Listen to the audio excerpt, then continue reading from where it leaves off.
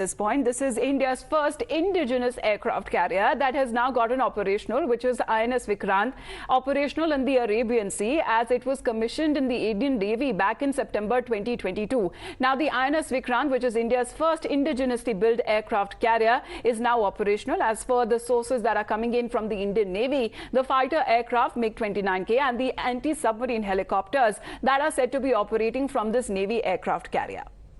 So it was back in May when the MiG-29K that made a night landing and on the deck of Vikrant, signaling the final test ahead of being operational, as well as it was MiG-29K fighter jet that made its maiden night landing on INS Vikrant. Those pictures that are also coming in as this happened for the first time at night, which is an important step towards the warship becoming fully operational along with its air wing by the year end. And this also, the aircraft carrier, which is currently sailing in the Arabian Sea as it was first commissioned into the Navy last September, making a pivotal point in the country's quest for self-reliance in the defense manufacturing sector. How big deal is it, especially when it comes to the INS Vikrant and the kind of successful operations that are being carried out on it, Srinjoy?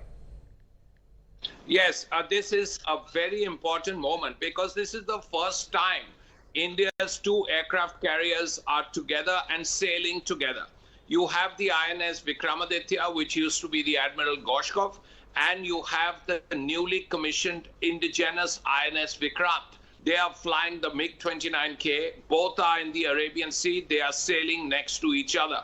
It's very important that this is perhaps for the first time that a MiG-29K took off from one of the carriers in the middle of the night and landed on another. It's not an easy thing to do, and yet Indian airmen have been able to do it. But it's a symbol, it's a sign that the Indian Ocean has to be kept peaceful.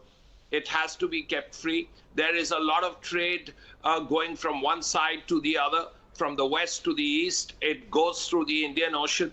And the Indian Ocean should not be a strife-prone zone. It has to be a strife-free zone.